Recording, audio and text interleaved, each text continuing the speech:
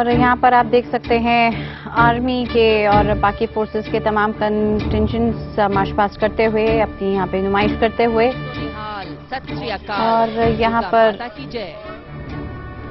देश के राष्ट्रपति प्रणब मुखर्जी यहाँ पर सलामी लेते हुए। हम आपको बता दें कि राष्ट्रीय ध्वज तिरंगे को फहराया गया, उसके बाद राष्ट्रगान हुआ, फिर उसके बाद अशोक चक्र, कीर्ति चक्र दिए गए वीर बहादुर को नेशनल ब्रेवरी अवार्ड, जिसके बाद ये पास शुरू हुई। और आपको बता दें करीब 9 से 12 रेजिमेंट्स हैं इंडियन आर्मी के, एयरफोर्स के, नेवी के, जो कि अपने बैंड के साथ यहाँ पर पूरे लाभ लश्कर के साथ मार्च पास्ट करते हुए, और ये तस्वीरें लगातार आपको हम दिखाते हुए IBN 7 और युद्ध घोष वीर मद्रासी आडिक्कुलू आडिक्कुलू आडिक्कुलू है भारतीय सेना की प्राचीनतम रेजिमेंटों में से एक।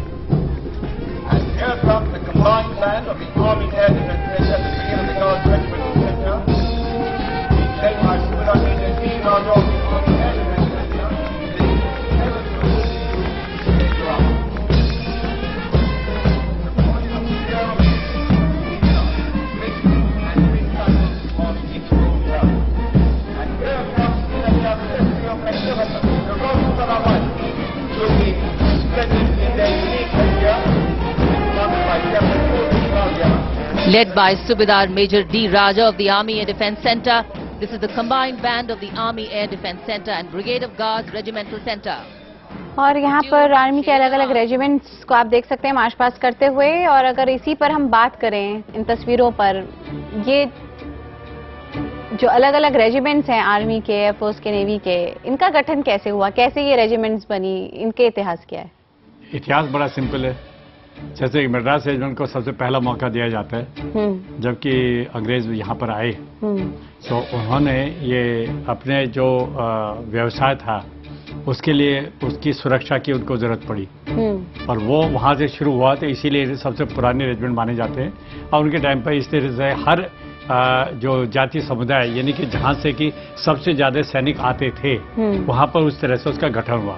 बाद में विचार हुआ कि साहब ये जो गठन है इसमें ये कि Jat regiment, Rajput regiment, Gorkha regiment ये नहीं होना चाहिए, सब मिक्स करना चाहिए। उसकी वजह से फिर जो रेजिमेंट्स हैं और जो बाकी जगह हैं, कुछ रेजिमेंट्स ऐसी हैं जैसे कि गार्ड्स हैं जहाँ की मिली जुली उसमें कास्ट को रखा गया है। लेकिन सवाल है कि कहाँ से ज्यादा उपलब्धि है, कहाँ से ज्यादा लोग आना चाहते हैं। वही जो अभी ललित ने जो बात उठाई थी शर्मा साहब ने, कि अभी 12,000 की जो कमी है, इसका मतलब आना ही नहीं चाहते लोग। कुछ जगह में ऐसे लोग हैं जो कि सिर्फ सैनिक की अपनी वर्दी पहनना चाहते हैं और वो आना चाहते हैं। अभी सब ये सवाल उठाएंगे साहब फलानी रेजिमेंट क्यों है, अरे इसका तो ये तो देखिए कि वो तो कम से कम आ रहे हैं किसी परंपरा की वजह से, परिवार की परंपरा की वजह से, दूसरी जगह से तो आ नहीं जाते। कि मैं डायरेक्टर जनरल था नेशनल कैडेट कोर का जी, और मैं बताना चाहूंगा कि कुछ प्रदेश में, नाम नहीं लेना चाहूंगा, कुछ प्रदेशों में कोई कैडेट ही नहीं आना चाहते। कहते साहब यहाँ तो व्यवसाय की तरफ ध्यान ज्यादा है, तो उनकी संख्या हमेशा कम रह जाती थी। लेकिन सवाल जो पहले उठ चुका है, अगर आपके पास समय मैं बताना चाहूंगा। हम ब्रेक के बाद जरूर आपसे ये समय लेंगे और ये जानेंगे कि कैसे हम ज्यादा आकर्षित बना सकते हैं अपनी सर्विसेज को। जैसे कि यहाँ पे कॉमरेड शर्मा और डॉक्टर मलिक लगातार ये सवाल उठा रहे हैं कि देश के जो युवा हैं उनका क्यों मोह भंग हो रहा है सर्विसेज से, उनको कैसे वापस लाया जाए। ये तमाम बातों पर बातचीत और इन ऐतिहासिक तस्वीरों को भी हम आपको लगातार IBN 7 पर दिखाते रहेंगे। फिलहाल यहाँ पे एक ब्रेक।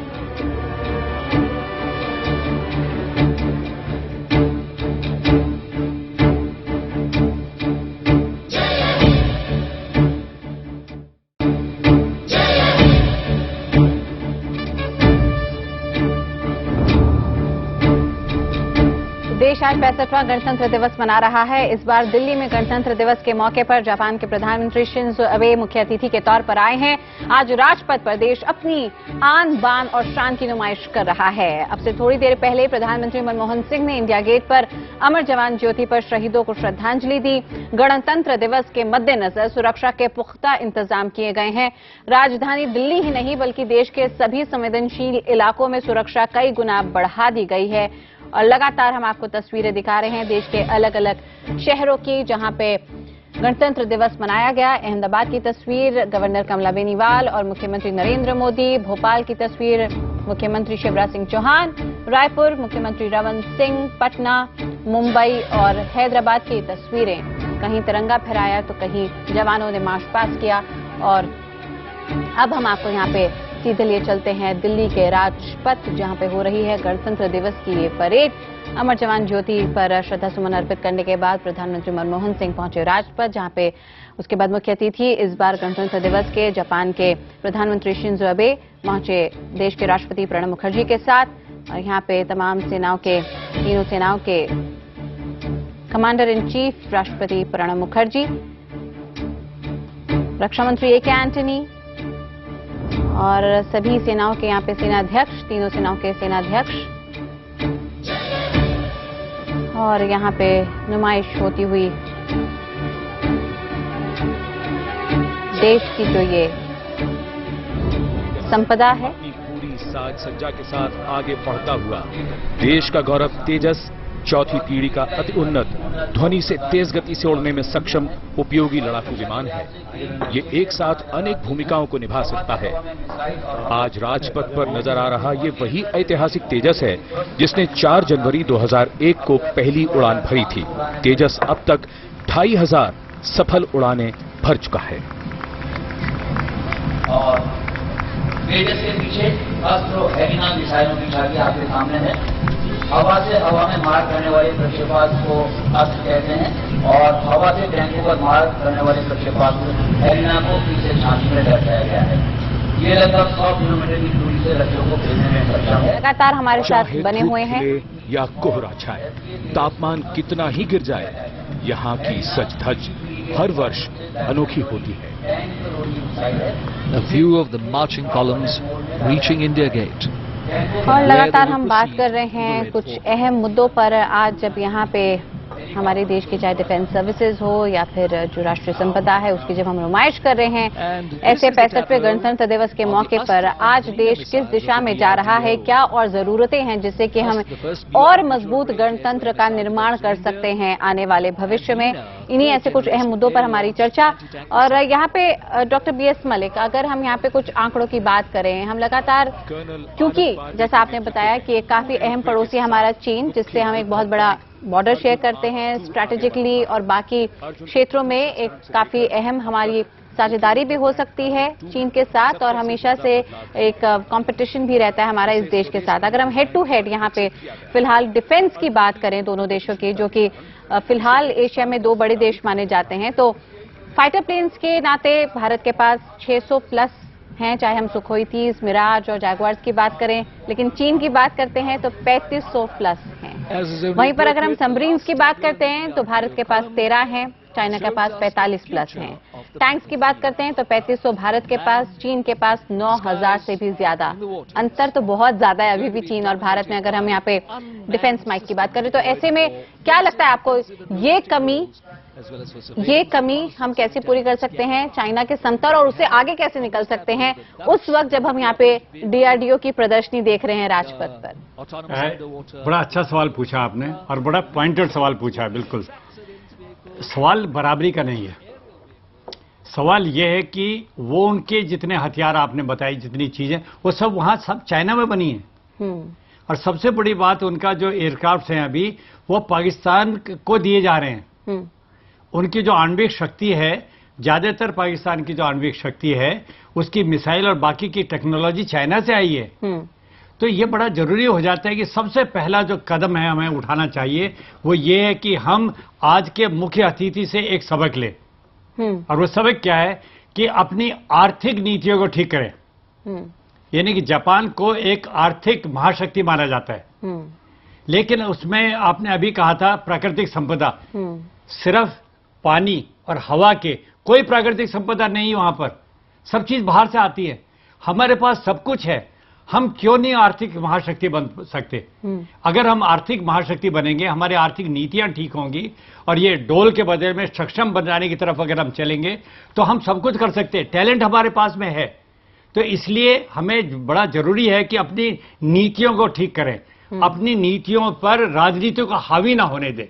दूसरी बात इसके साथ साथ आती है कि हमारे जो युवा हैं, आज जरूरी है कि अभी शर्मा साहब ने बात उठाई थी तनख्वाह की कि कॉरपोरेट में हमेशा बहुत ज्यादा तनख्वाह दी जाती है।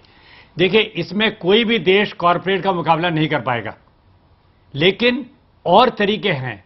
अभी मैं ये मेडल लगा के यहां पर बैठा हूं कि भाई बड़े शान महसूस कर रहा हूं, और ये दूध की उफान की तरह से कारगिल के टाइम पर सब जान देना चाहते थे, ब्लड देना चाहते थे, और फिर जैसे कारगिल खत्म हुआ उसके बाद में दूध के उफान की तरह से सब खत्म हो गया।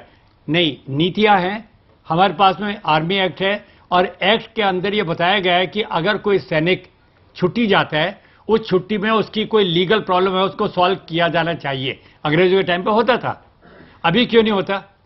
हमें चाहिए कि अगर सैनिकों को यह पता लग जाए, मैं रिजर्वेशन की बात नहीं कर रहा हूं, रिजर्वेशन तो सभी देते हैं कि थोड़ा बहुत सैनिकों को भी देते हैं, कि अगर सैनिक मेरे पास सामने आया और मैं डिस्ट्रिक्ट कलेक्टर हूं, डीएम हूं, और वो सामने आके कहता है कि साहब मेरी छुट्टी है थोड़ी और मेरी एक जमीन का एक मामला है, उसकी सुनवाई की जाए, उसकी सुनवाई हो और ढंग से हो, जिससे कि उसकी छुट्टी खत्म होने से पहले उसका फैसला हो जाए। देखिए किस तरह से फौज की तरफ लोग झुकते हैं कि भाई इसमें तो यार बड़ा सम्मान है और कुछ एक जगह मिलती है। मैं रिजर्वेशन के लिए जाता हूं, 10 दिन की मेरी छुट्टी है, रेलवे व टीटी देखता है कि ये कितने पैसे दे सकता है। कुछ तो रिजर्वेशन होता है, ठीक है, फौज का, लेकिन सब जगह नहीं होता। मैं अपनी 10 दिन के लिए अगर मैं लद्दाख से गया हूं और मुझे 4 दिन लग गए बीच में, क्योंकि दूसरी गाड़ी में ठूंस के मुझे जाना जा रहा है, अगर वो टीटी ये कहे अच्छा आप सैनिक हैं, यूनिफॉर्म में भी हैं, देखिए साहब चाहे कुछ हो जाए आपको मैं जगह दिलाकर रहूंगा। देखिए किस तरह से मनोबल बढ़ता है।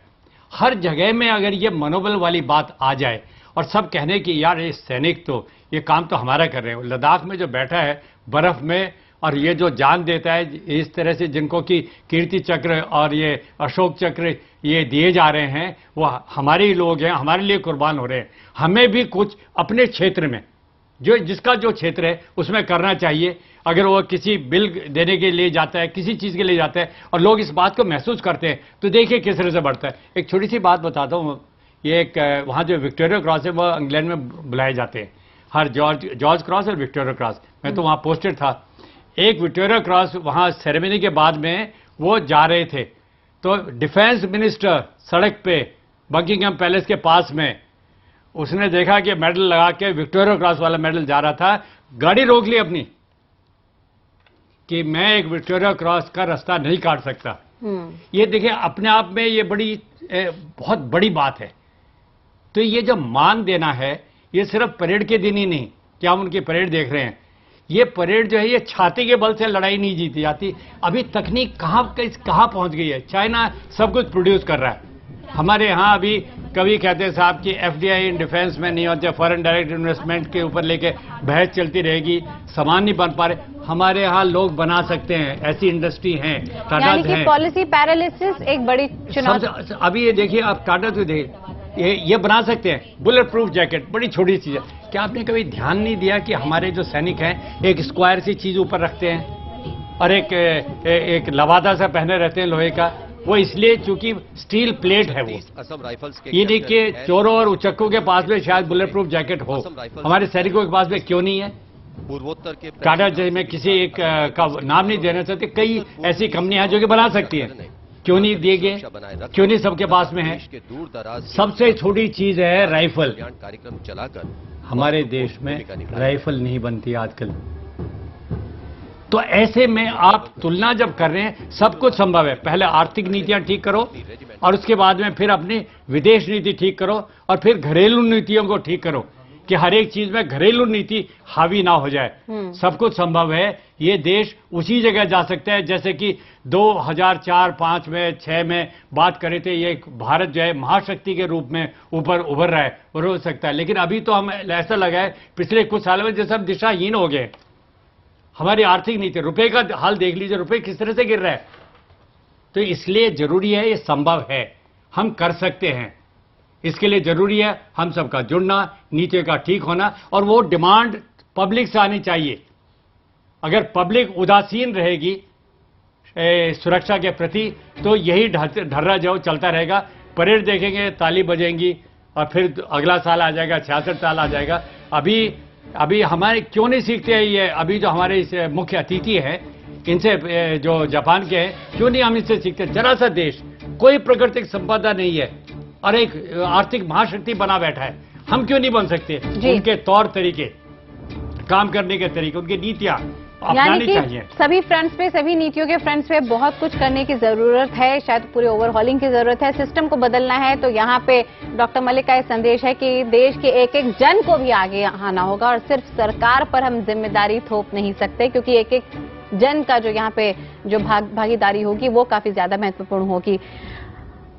कॉमरेड शर्मा पर भी मैं आऊंगी कि कैसे हम अपनी फोर्सेस को और आकर्षित बना सकते हैं, क्या यहाँ पे जो नीतियों का निर्माण है, जो सिलेक्शन प्रोसेस है, ये वो तमाम मुद्दे हैं जिन पर हमें ध्यान देने की जरूरत है, जिससे हम और सक्षम और ज्यादा जो जवान है देश के वो पैदा कर सकें और ज्यादा युवाओं को आकर्षित कर सकें। ये एक अहम सवाल, इसका जवाब है एक छोटे से ब्रेक के बाद। लेकिन गणतंत्र दिवस पर हमारी खास पेशकश लगातार जारी है। आज पूरा देश 65वां गणतंत्र दिवस मना रहा है।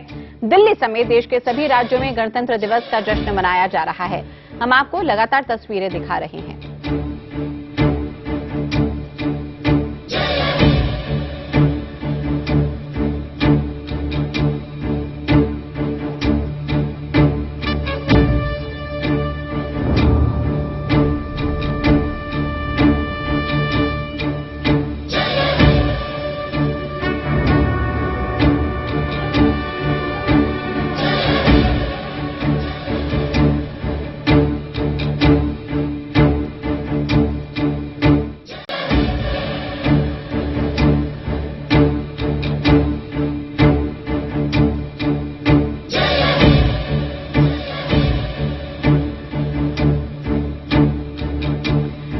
देश यहाँ पे 65वां गणतंत्र दिवस मना रहा है और इस खास मौके पर IBN 7 पर आप देख रहे हैं खास कवरेज, कुछ ऐतिहासिक तस्वीरें लगातार हम आप तक पहुंचा रहे हैं राजपथ से। और राजपथ ही नहीं दिल्ली का बल्कि देश के अलग अलग हिस्सों में भी गणतंत्र दिवस बड़ी धूमधाम से मनाया जा रहा है। और इस वक्त हमारे साथ स्टूडियो में मौजूद है हमारे मुख्य अतिथि एयर कमांडर LK शर्मा और lieutenant general doctor BS Malik. और यहाँ पे डॉक्टर कॉमरेड शर्मा, अगर हम बात करें ज्यादा आकर्षित बनाने की डिफेंस सर्विसेज को, जहां पे कई पद हैं वो रिक्त पड़े हुए हैं, युवाओं को हम प्रोत्साहित करें कि वो आए ज्यादा डिफेंस सर्विसेज में, हम और ज्यादा सक्षम और सुदृढ़ और अच्छा इंफ्रास्ट्रक्चर खड़ा कर सकें ह्यूमन रिसोर्सेज के भी नाते, क्या लगता है आपको सिलेक्शन प्रोसेस से लेकर सैलरी और पर्क से कहां पे बहुत बड़े सुधार की जरूरत है? सबसे ज्यादा जरूरी है नेशनल अवेकनिंग। रिक्वायरमेंट है आर्म फोर्सेज में, शॉर्टेज है, सबको मालूम है। इसके अलावा देखा जाए कि कुछ लोग जो ज्वाइन करते हैं छोड़ के क्यों जाते हैं, रीजन क्या है, एट्रिशन क्यों हो रहा है? 20 साल की सर्विस के बाद ऑफिसर बाहर क्यों जा रहे हैं? बिकॉज वहां पे उनको बाहर जाके अट्रैक्टिव सैलरी मिल रही हैं, अच्छी नौकरियां मिल रही हैं। इसके रीजन देखे जाए, क्या क्या रीजन हैं, क्यों छोड़ के जा रहे हैं, क्या क्या सुविधाएं दी जा सकती हैं जिससे कि ऑफिसर छोड़ के ना जाए। मैं अपना उदाहरण देना चाहूंगा। I had a brilliant career ahead of me. Still, I joined the Air Force because I found it very attractive, and I'm proud of it that I joined the Air Force till today. But why this thing is not there today in amongst the youth today? Reason being, वो देखते हैं कि उनकी families को look after नहीं किया था, हाँ। उनकी जो प्रॉब्लम्स हैं उनको सॉल्व नहीं किया था जी। उनके बच्चों की पढ़ाई को नहीं देखा जाता। आज एक जवान जो फॉरवर्ड एरिया में बैठा है उसके दिमाग में हमेशा समस्या रहती है कि उसकी फैमिली ठीक है, उसके बाल बच्चे ठीक हैं, उसकी जमीन को देखा जा रहा है कि नहीं। जब वो छुट्टी पे 1 साल के बाद वापस आता है, 2 महीने छुट्टी पे, वो देखता है कि उसकी प्रॉब्लम्स कब बढ़ती जा रही हैं, बच्चों की पढ़ाई लुक आफ्टर नहीं हो रही, बच्चों का मेडिकल लुक आफ्टर नहीं हो रहा। अगर ये सब चीजें उनको प्रोवाइड की जाए तो आज का youth definitely arm forces join करेगा। क्यों ज्वाइन नहीं कर रहे? Is a lack of involvement of the people who are supposed to look after. They are not looking after them. उनका ध्यान नहीं रख रहे। उनको हर चीज के लिए तरसाया जाता है। लाइन में खड़े होकर राशन कार्ड बनवाएं, लाइन में खड़े होकर चीज गए, टिकट की रिजर्वेशन जैसे जन साहब ने बताया वो देखें। इन सब चीजों से आदमी का विचलित होकर दिल करता है कि आर्म फोर्सेज ना ज्वाइन की जाए। ट्रेडिशनली पहले देखा गया था कि फैमिलीज में अगर फादर है आर्म फोर्सेज में, उनके बच्चे भी आर्म फोर्सेज में जाते थे। आज that concept is died down, that is not there anymore because attrition is very high, there are other careers available. अगर आप 20 साल की सर्विस के बाद को छोड़ के जाता है, उसके लिए अल्टरनेट एम्प्लॉयमेंट अपॉर्चुनिटीज अवेलेबल की जाए। जैसे आपने पूछा मुझसे कि सिलेक्शन प्रोसेस इतना डिफिकल्ट क्यों है। यहाँ पे यूपीएससी का एक एग्जाम होता है, उसके बाद एक इंटरव्यू होता है। आर्म फोर्सेज में सिलेक्शन जो है 5 दिन तक चलती है, because we want officer like qualities. हम चाहते हैं जो इंसान सिलेक्ट हो रहा है उसमें ऑफिसर लाइक क्वालिटीज है कि नहीं। वो क्या है officer like qualities? Because field में उस इंसान को जो ऑफिसर बन के जा रहा है, he has to lead the forces and he has to lead by example. Not only he has to lead the man, he has to lead them. उसमें देखा जाता है क्या क्या उसमें रिक्वायरमेंट्स हैं, उसको साइकोलॉजिकली देखते हैं, उसमें इंटेलिजेंस लेवल क्या है, ग्रुप टेस्ट में देखते हैं उसमें क्या क्या, इज ए टीम वर्कर और is working only for himself. उसके बाद देखते हैं, सब देखते हैं कि उसमें सब काबिलियत उसमें है कि नहीं। 5 दिन की रेगरस इसके सिलेक्शन प्रोसेस को गो थ्रू करने के बाद एक अफसर को सिलेक्ट किया जाता है। यानी कि जय जवान और जय किसान का जो नारा बहुत सालों पहले लगा था, आज कहीं किसान और जवान दोनों ही हाशिए पे जाते दिख रहे हैं। और यहाँ पे पुरजोर तरीके से आप बात उठाते हैं, डॉक्टर मलिक की बात करें, कॉमरेड शर्मा की बात करें कि जरूरत है कि यहाँ पे ध्यान केंद्रित किया जाए, चाहे वो पॉलिसी मेकिंग का हो या फिर पॉलिटिशियंस का हो या फिर हमारे देश के नेताओं का, सरकार का। ऐसे में इन तस्वीरों के साथ जहां पे अलग अलग राज्यों की भी झांकियां शुरू हो चुकी हैं, जहां पे विभिन्न संस्कृति आप देख सकते हैं हमारे देश की, यहां पर आपसे जानना चाहूंगी मैं डॉक्टर मलिक, हमने देखा जापान के प्रधानमंत्री शिंजो अबे आए, कई एमओयूज पर यहां पे हस्ताक्षर हुए हैं दोनों देशों की तरफ से। पहले भी हम देख चुके हैं जापान का योगदान मेट्रो के लिए, या फिर जो वेस्टर्न कॉरिडोर बनना है, इंडस्ट्रियल कॉरिडोर बनना है, एनर्जी सेक्टर हो, टेलीकॉम सेक्टर हो, इसके अलावा मैरीटाइम एक्सरसाइजेज हो, तमाम ऐसे क्षेत्र हैं जहां पे जापान जो है वो काफी अहम भूमिका, स्ट्रैटेजिक भूमिका भारत के लिए निभा रहा है, आगे निभाने का वादा भी करके जा रहा है। आज के इस दिन 2014 के लोकसभा चुनाव भी आ रहे हैं। इन तमाम बिग इवेंट्स को ध्यान में रखते हुए आपका एक संदेश आने वाली सरकार और हमारी देश की जनता के लिए भी 65वें गणतंत्र दिवस पर। हमें अभी जो जापान की के प्रधानमंत्री को यहाँ पर आज मुख्य अतिथि बनाया गया है, उनकी पद्धति की तरफ ध्यान देना चाहिए। हमारे यहाँ जो पहली जो कार आई थी सुजुकी, जिसका हम मारुति कहते हैं, वो वहां से आई। उसके बाद में टेक्नोलॉजी आई, हमारे यहाँ पर कार बनने लगी जी। और देखा गया कि जो फैक्ट्री में सारे कायदे कानून वो जैसे कि जापान में होते थे वैसी, तो ड्रेस पहन लिया, साथ में आया, एक्सरसाइज की, काम किया जी। अभी उसी फैक्ट्री में हम देखते हैं कि आए दिन वहां पर कुछ न कुछ गड़बड़ होती है और मारपीट होती है, यहाँ तक कि जो उसके मैनेजर्स हैं उनको मार दिया जाता है जी। ये क्या दर्शाता है कि हमें सिर्फ उनकी पद्धतियों को मानना ही नहीं, उनके उदाहरण को मानना ही नहीं, उसका अनुसरण भी करना चाहिए। और उस अनुसरण में अगर कानूनी व्यवस्था में थोड़ी कमी है उसको दूर करना चाहिए। ये नहीं कि थोड़ी देर तक तो ठीक चला, बाद में फिर हम अपनी मनमानी में आ गए। ये मनमानी क्यों होती है? अगर मुझे पता है कि मैं एक गलत एक्शन ले रहा हूं और सरकार जो है मुझे छोड़ेगी नहीं, पुलिस मुझे छोड़ेगी नहीं, कानून मुझे छोड़ेगा नहीं, तो कोई वजह नहीं है कि मैं आदमी कानून को अपने हाथ में लूंगा। तो हमारे बड़ा जरूरी हो जाता है। हमारे यहाँ अभी पिछले कुछ महीने एक आंकड़े निकले कि हमारा जो कन्विक्शन रेट है वो यानी कि करीब 35% तक नीचे गिर चुका है, बल्कि उससे भी ज्यादा गिर चुका है। बिल्कुल। ये पता होना चाहिए कि हमें अगर गलत काम करेंगे तो बख्शा नहीं जाएगा, ये बड़ा जरूरी है। इसमें राजनीति नहीं आनी चाहिए, राजनीति नहीं आनी चाहिए, चाहे वो जुडिशियल रिफॉर्म्स की बात हो, पॉलिसी मेकिंग की बात हो, ह्यूमन रिसोर्सेज की बात हो, आर्थिक नीतियां, विदेश नीतियां, घरेलू नीतियां, इन तमाम नीतियों पर यहाँ पे गौर फरमाने की जरूरत है आने वाली सरकार के लिए, देश के नेताओं के लिए और देश की जनता के लिए भी यही संदेश जाता है, क्योंकि एक एक जन का योगदान काफी अहम है नए देश के निर्माण के लिए। और जब हम अगला गणतंत्र बनाए और आगे हर साल जब नए गणतंत्र हम बनाते जाए, भारत देश नया गणतंत्र बनाए, दिवस बनाए, तो उस मौके पर, उस गणतंत्र दिवस के मौके पर हम एक और मजबूत देश के तौर पर पूरी दुनिया के आगे दिखें। ये हमारा लक्ष्य और आप सबका, हम सबका ये लक्ष्य होना चाहिए। कॉमरेड शर्मा और डॉक्टर मलिक, आप हमारे साथ जुड़े, अपना इतना कीमती वक्त हमारे लिए निकाला, हमारे देश के लिए अच्छा, हमारे देश के जनों के लिए अच्छा संदेश आप लेकर आए, इसके लिए आपका बहुत बहुत शुक्रिया अदा करना चाहेंगे।